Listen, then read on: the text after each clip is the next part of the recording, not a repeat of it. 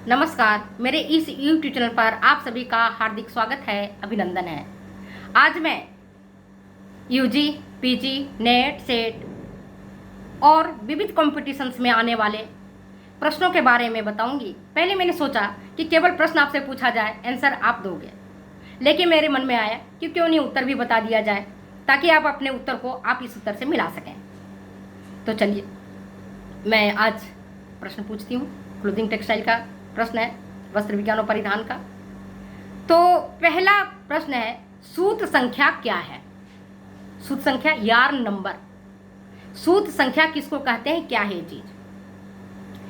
तो प्रश्न सुनिए, सूत्र संख्या क्या है? आंसर क्या होगा? धागों की बारीकी की माप। 1000 मीटर धागे का वजन कितना होता है, यही सूत्र संख्या कहलाती है। आंसर क्या है? 1000 मीटर धागे का जो वजन है वही इसकी सूत्र संख्या कहलाती है। धागों की बारीकी कितनी है, कितने महीने धागे वो, ये है आपका। दूसरा प्रश्न है, वस्त्र गुणांक। फैब्रिक काउंट किसे कहते हैं? वस्त्र गुणांक। वस्त्र गुणांक किसको कहते हैं? आंसर क्या है? प्रति इंच कपड़ों में धागों की संख्या वस्त्र गुणांक कहलाती है। मतलब ताना का धागा कितना है और बाना का धागा कितना है, इन दोनों की संख्या को ही हम वस्त्र गुणांक कहते हैं। ताना किसको कहते हैं आपको पता है? जब हम बुनाई करते हैं तो जो लंबाई के रूप में धागा होता है, जो लंबाई के रूप में धागा होता है, बुनाई के लिए लंबवत धागा होता है, वो कहलाता है ताना का धागा। और जो अनुप्रस्थ रूप में चलता है वो कहलाता है आपका बाने का धागा। जैसे मैं आपको बताऊं, आपको ये देखिए, मान लो एक साड़ी है हमारी, साड़ी के जो किनारी वाली भाग है, एक किनारा वाला भाग है जहां से लंबाई चल रही है, वो कहलाता है आपका ताना भाग। और ये किनारे से जो चल रहा है अनुप्रस्थ के रूप में चौड़ाई से, उसको ये जो धागा है वो कहलाता है बाने का धागा। तो लंबाई की धागा ताना धागा कहलाया, चौड़ाई का धागा बाने का धागा कहलाया। ठीक, अब ये देखते हैं वस्त्र गुणांक। समझ में आ गया? वस्त्र गुणांक में जितना बाना का धागा होगा और जितना ताना का धागा, अगर दोनों सेम होगा तो वस्त्र का संतुलन अच्छा होगा। वैसा वस्त्र चिकना, घना, मजबूत और सुंदर दिखाई पड़ेगा। लेकिन अगर ताना और बाना का धागा में अगर दूरी रहेगी, कम रहेगी, तो क्या होगा? वो झिरे वस्त्र कहलाएंगे, चीने वस्त्र होते हैं। ठीक है, अब ये देखिए, वस्त्र संतुलन किसको कहते हैं? वस्त्र संतुलन क्या है? Fabric balance. तीसरा प्रश्न है आपका, फैब्रिक बैलेंस किसको कहते हैं? आंसर क्या है? आंसर यह है कि ताने के जितने धागे हों और बाने का धागा अगर उतना ही है तो उसका अनुपात 1 और 1 होता है। जैसे एग्जांपल, अगर ताने का धागा की संख्या 100 है और बाने की धागे की संख्या 100 है, तो कितना अनुपात हुआ? 1:1 हुआ। और ऐसा वस्त्र बहुत ही अच्छा माना जाता है, बेस्ट माना जाता है, उत्कृष्ट प्रकार का माना जाता है, क्योंकि वो मजबूत होता है, रचना उसकी सघन होती है। लेकिन अगर ताना का धागा आपका 100 है और बाना का धागा आपका 50 या 60 है, तो वह उसका अनुपात क्या हुआ? 2:1 हुआ, नियर अबाउट, है ना? तो वैसा धागा, उन धागों से जो बने वस्त्र होते हैं वो झिरझिरे होते हैं, झिनी रचना वाले होते हैं। सतह उनका जगह जगह आपको देखोगे छेद रहेगा। लेकिन क्या परिसज्जा करते समय ऐसे वस्त्रों में इस तरह की परिसज्जा कर दी जाती है कि ये वस्त्र देखने में बहुत ही सुंदर दिखते हैं। अब आप पहचान कैसे करोगे कि वस्त्र संतुलन कैसा है? आप क्या करोगे? अपने अंगूठे से और उंगलियों को लेकर के पकड़ के एक कोना खींचोगे। खींचने पर, जैसे मान लो ये हमारा ये है वस्त्र है ना, ये हमारी साड़ी है। अब इसको हमने यहां से खींचा पकड़ के। अगर ये वस्त्र खींचने के पश्चात छितराई हुई दिखाई नहीं पड़ता है, अगर परिसज्जा रहेगा तो हट जाएगा। अगर स्टार्च यहाँ लगा हुआ या वैक्स रहेगा या कुछ और परिसज्जा रहेगी तो हट जाएगा, और आपको दिखाई पड़ेगा जहां से वस्त्र का धागा खींच जाता है। और समझ लो कि वो वहां से वो कमजोर होगा, वस्त्र वहीं से फटेंगे। ठीक, तो आपको ये चीज समझ में आ गया कि ये वस्त्र का जो ताना धागा और बाना का धागा दोनों का बराबर होना चाहिए। जैसे जो पट्टियाँ अपनी बनाते हैं डॉक्टरी प्राथमिक चिकित्सा में यूज में लेते हैं हम, है ना, पट्टियों का, तो उसका भी संरचना होता है 28 और 26 का, तो वो भी मजबूत होता है, बढ़िया होता है। तो जो भी आप कपड़ा कभी खरीदने जाओ तो वस्त्र संतुलन जरूर देखिएगा कि उस वस्त्र का जो बैलेंस है, फैब्रिक बैलेंस आपका लिखा रहता है। कई बार आप देखोगे वस्त्र को तो लिखा रहेगा कि ताने का धागा कितना है और बाने का धागा कितना है। अगर 50 बाने का धागा है, 50 ताने का धागा है, तो कई बार 50 स्क्वायर लिखा रहेगा, कई बार 50 प्लस 50 लिखा रहेगा। तो आप देख करके पहचान सकते हैं, और वस्त्र खरीदने से पहले इसकी जानकारी आपको अवश्य होनी चाहिए। इसके बाद चौथा प्रश्न है, बीज के बाल किसको कहते हैं? बीज के बाल आपका इंपॉर्टेंट क्वेश्चन है, आ सकता है, आता है कॉम्पिटिटिव एग्जाम में। बीज के बाल किसको कहते हैं? आंसर क्या होगा? कपास या कपास और कापोक। कपास का पौधा से जो पॉड्स होते हैं, पॉड्स के में जो बीज होते हैं, बीज के चारों तरफ रेशा रहते हैं, कपास के रेशे, और कापोक के भी रेशे इसी तरह से होते हैं। तो अगर प्रश्न आता है कि बीज के बाल किसको कहते हैं, तो उसका आंसर होगा कपास और कापोक। अब ये देखते हैं ये क्यों होता है। क्योंकि कपास के बीजों को पकने तक उनकी रक्षा हेतु प्रकृति ने कपास के रेशों का निर्माण किया है, ताकि कपास के बीज आराम से पक सकें। इसके बाद पांचवा प्रश्न आपका है, कपास उत्पादन के क्षेत्र में विश्व में भारत का क्या स्थान है? प्रश्न क्या है? कपास उत्पादन के क्षेत्र में विश्व में भारत का क्या स्थान है? आंसर है दूसरा। तो पहला स्थान किसका है? पहला स्थान आपका अमेरिका का। और अमेरिका पूरे विश्व में जितनी कपास की खपत होती है उसका 40% वो अकेला आपूर्ति करता है। और आप जानते हो कपास का सबसे उत्कृष्ट प्रकार का रेशा कहाँ का होता है? तो आपको पता होगा, पहले भी मैंने बताया था, है ना, तो आपको ज्ञात है। इसके बाद कापोक का रेशा महीन, सूक्ष्म और कोमल होने के बावजूद भी इससे उत्कृष्ट कोटि के वस्त्र क्यों नहीं बनते हैं? आपने कपास से सुना सूती वस्त्र बनता है, लेकिन कापोक का वस्त्र आप नहीं सुनते हो, नहीं है इसका वस्त्र, क्यों नहीं होता है? जबकि ये सूक्ष्म भी है, महीन भी है, चमक भी है इसमें, लेकिन इससे वस्त्र क्यों नहीं बनता है? इसका एक बड़ा कारण है, इसमें ऐंठन का अभाव होता है। जब ऐंठन का अभाव होगा तो इससे धागा नहीं बनता है, और जब धागा नहीं बनेगा तो वस्त्र निर्माण प्रक्रिया नहीं हो पाएगी। क्योंकि आप जानते हो वस्त्र निर्माण की पहली मूलभूत इकाई है आपका रेशा, और रेशा से बनता है धागा, और धागे के बाद बनता है आपका वस्त्र। तो इससे क्या बनेगा? इससे बनता है चटाई, जीवन रक्षक पेटियां, और जो इसके कापोक के रेशे हैं इनको आप तकिया के भराई में, गद्दे के भराई में इसके रेशों को उपयोग करते हैं। और इसमें मॉइस्चर रेजिस्टेंस ज़्यादा होता है, इसलिए इसका उपयोग साउंड प्रूफिंग में भी किया जाता है।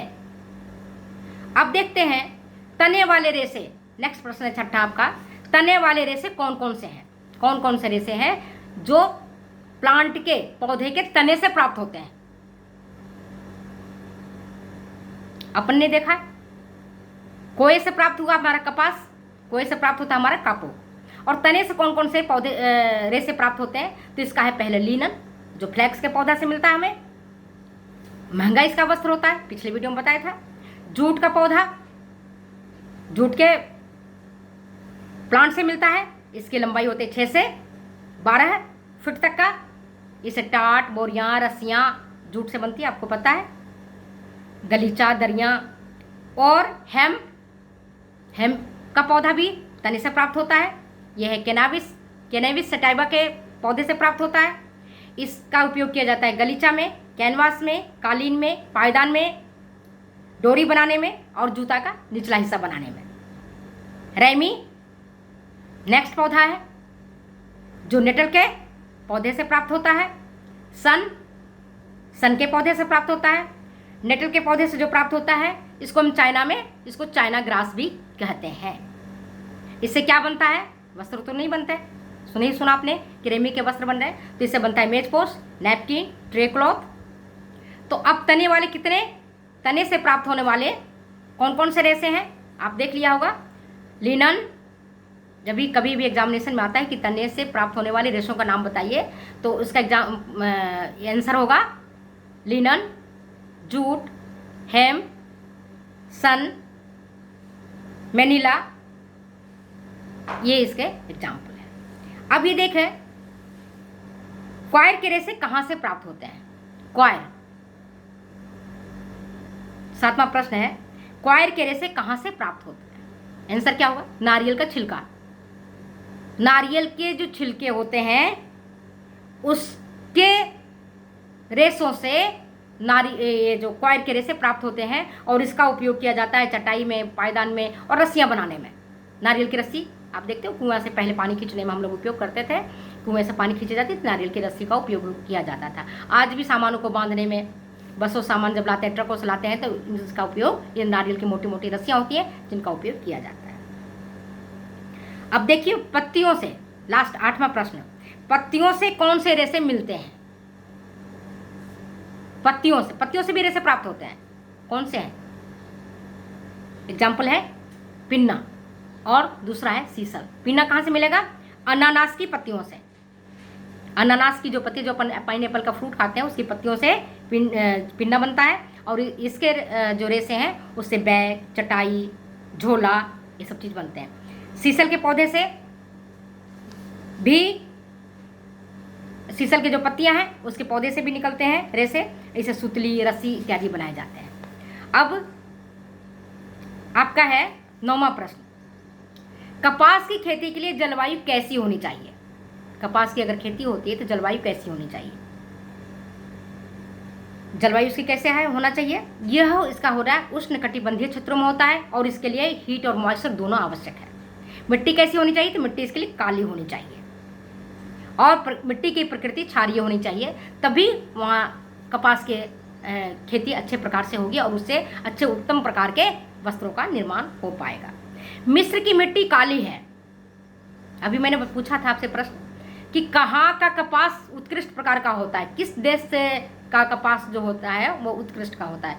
मिस्र का कपास उत्कृष्ट प्रकार का होता है क्योंकि वहाँ की मिट्टी काली है, क्षारीय है, और जो इन्वायरमेंट उसको मिलना चाहिए, जो जलवायु मिलना चाहिए वहाँ का सूटेबल है, इसलिए मिस्र का कपास सबसे अच्छा माना जाता है, उत्कृष्ट कोटि का होता है। इसको उगाने में समय 2 दिन लगता है, और पौधा इसका एनुअल होता है। एक 10वां प्रश्न है आपका, कॉम्ड स्लीवर क्या है। कॉम्ड स्लीवर क्या है, किसको कहते हैं कॉम्ड स्लीवर। कंघी किया हुआ पूनी जो होता है, जब हम रेसों से पूनियां बनाते हैं, तो जब हम कंघी करते हैं तो क्या होता है, कंघी के दौरान लंबे लंबे रेसे एक तरफ हो जाते हैं और छोटे छोटे रेसे अलग हो जाते हैं। तो जब लंबे लंबे रेसे एक जैसा हो जाएंगे तो समानांतर भी हो जाते हैं, उनकी रचना अच्छी हो जाती है, सघन हो जाती है, और वो जैसे आप बालों में कंघी करते हो तो आपके टूटे हुए बाल अलग हो जाते हैं, कंघी में चले जाते हैं, और फिर आपके बाल सिमट जाते हैं।